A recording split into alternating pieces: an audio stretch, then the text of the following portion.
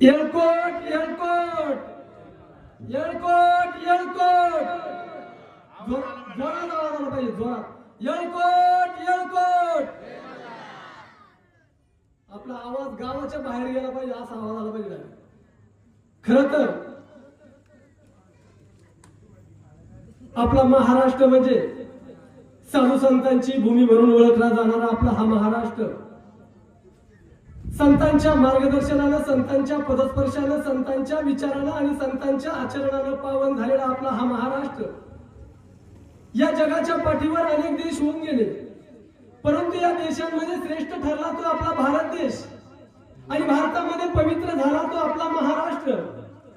आणि म्हणून महाराष्ट्र ही संतांची भूमी, महाराष्ट्र ही विचारवंतांची भूमी, महाराष्ट्र ही प्रतिभावांची भूमी, महाराष्ट्र ही विचारवंतांची भूमी.